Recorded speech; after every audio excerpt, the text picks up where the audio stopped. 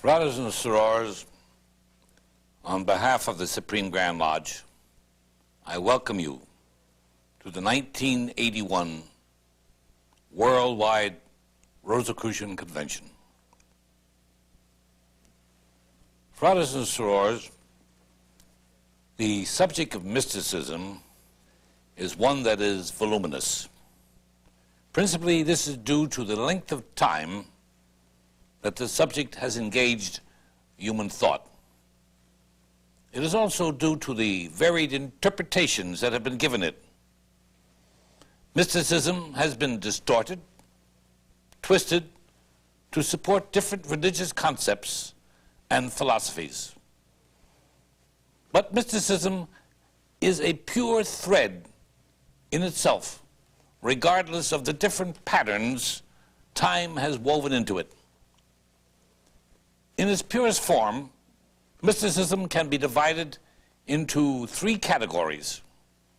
These are the traditional, the doctrinal, and its application. When we think of tradition, we think of something that has already begun.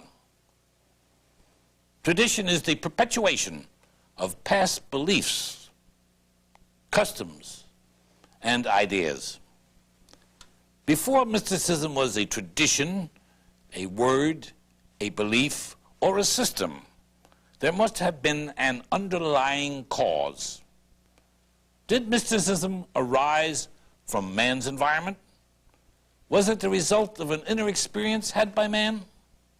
Or was mysticism prompted by the need for some fulfillment in life? Down through the centuries, man has had a struggle for independence. He is called the struggle by various names, sometimes freedom, liberty, self-expression, and so on. Actually, though, fathers and sorors, man can never be absolutely independent. Man is, in fact, too dependent upon the urges of self. The instincts, the emotions and appetites, as well as reason, bend man one way or another. With all man's prating about his independence, he is very conscious of his dependence. He has been long aware of conditions, influences, factors in life which are beyond his control.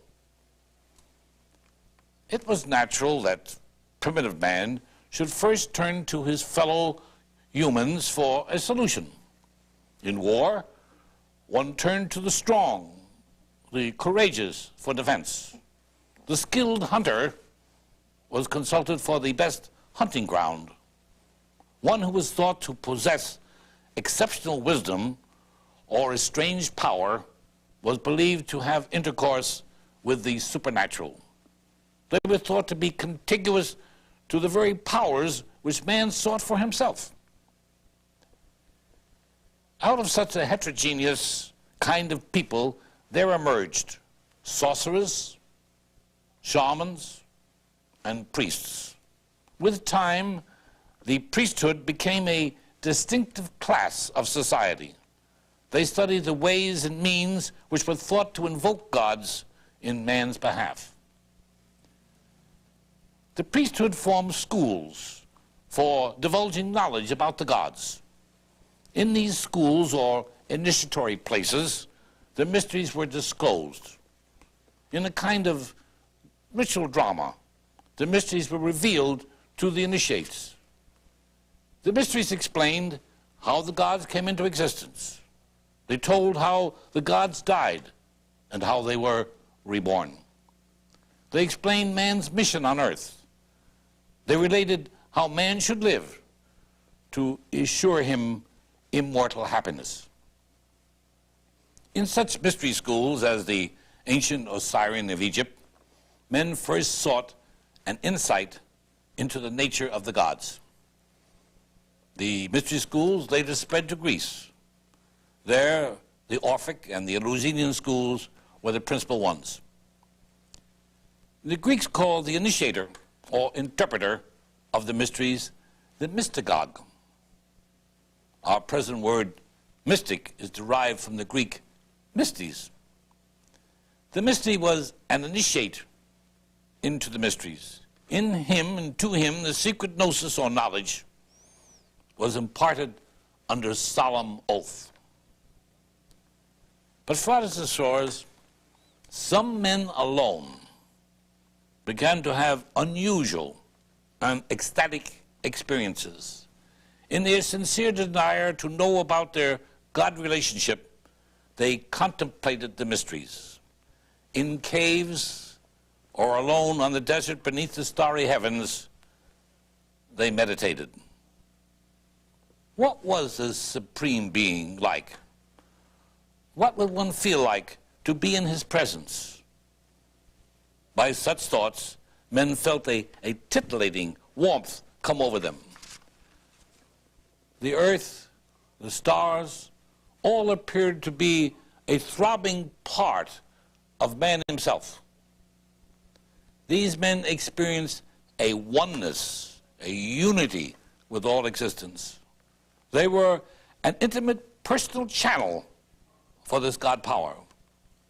They now knew that they needed no shaman or priest or intermediary to directly receive cosmic power. These men were the first mystics. Here then was an apparent open door to omniscience.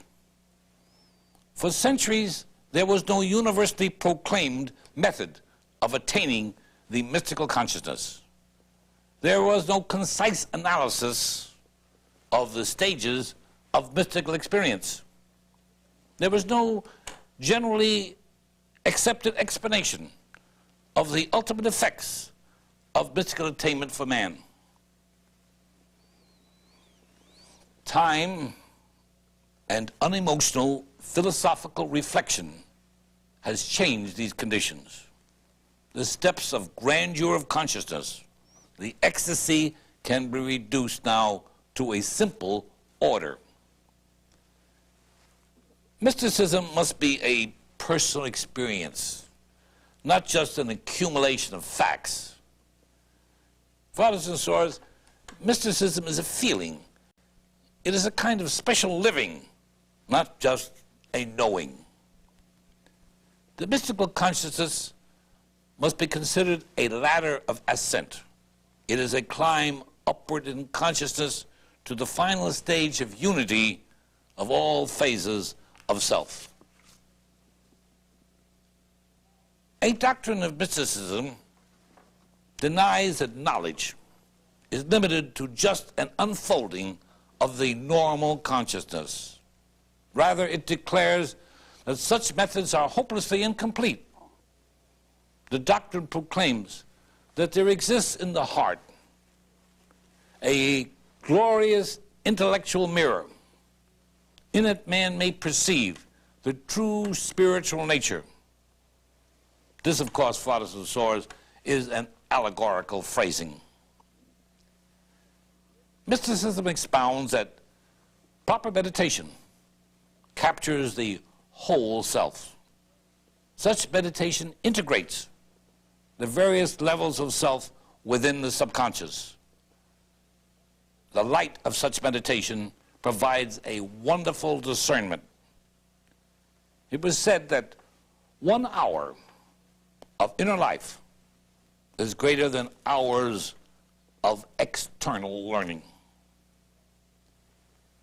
There are 3 main types of mystical experience. The first is a joyous apprehension of the absolute. Now, this is not a conscious union with the absolute. The self still realizes its separateness. It is not impressed in the cosmic or immersed in it, but it has an awareness of it. The second type of experience is of a deeper perception. It is a greater clarity that one has of the phenomenal world, a greater understanding of the world in which he lives, the world of every day. Blake, the mystic poet, said, and I quote, "The door of perception are cleansed. The third type of mystical experience is when the psychic consciousness is quickened. It is said there is a dialogue between the surface consciousness and the deeper levels of one's consciousness. This means a greater flow to the individual of intuitive impressions or of illumination. There is, too, the effect of transiency. This means the mystical experience cannot be sustained for long, a half hour at the very best. The majority of mystical experiences are but of a few seconds duration. The time lapse, like in a dream, may of course seem longer. The mystical experience, however, may easily fade in memory, but with recurring experience, it further develops, and eventually the details can be recalled at will. The final category of mysticism is its application. This is its value, its worth to everyday living. Mysticism, fathers and sorrows, is not an escape from reality, nor is mysticism impractical, as some think, in its ultimate effect. The illumination provided by mysticism causes a greater an acuteness of reason. It broadens one's perspective of the vicissitudes, of the problems, of the situations that arise in life. As Dr. A. Spencer Lewis has said, mysticism puts man in partnership with the cosmic. In conclusion, fathers and sorrows, a mystic does not have to be a believer in any specific religion. He does not have to be part of an organized religion. He may if he so decides. Plotinus was one of the earliest of the great mystics, yet he was a Neoplatonic philosopher, not a religionist. Albert Einstein has said, and I quote, "The most beautiful and the most profound emotion which we can experience is the sensation of the mystical. It is the sower of all true science," unquote. Brothers and sorors, it has been my great pleasure to be with you, at least at this time and in thought. Thank you.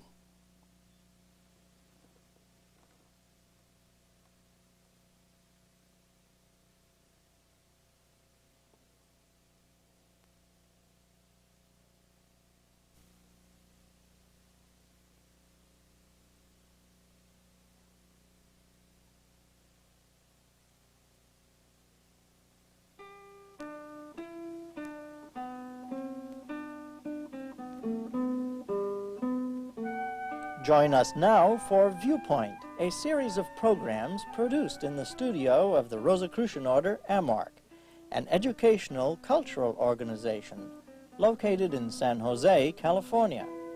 Explore with us the fields of science, philosophy, and the psychic nature of man through insights that reveal normally hidden truths. Your host for Viewpoint is Miss Christy Knudsen, staff member with the Rosicrucians.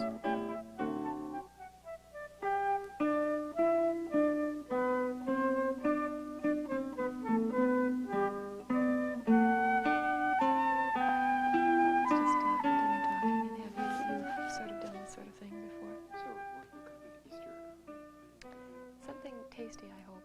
I like it. And I'm going to be on in one. Hello, I'm Christy Knudsen, your host for Viewpoint. Today we're going to be talking with Dr. George Boleta, director of the Rosicrucian Research Laboratory, about his research on thought processes and on what has been called the triune brain. Dr. Boleta is a neuroscientist and was formerly on staff at the University of California at Berkeley and also at Stanford University, where he completed some 10 years of active research examining the nervous system and especially focusing on the brain.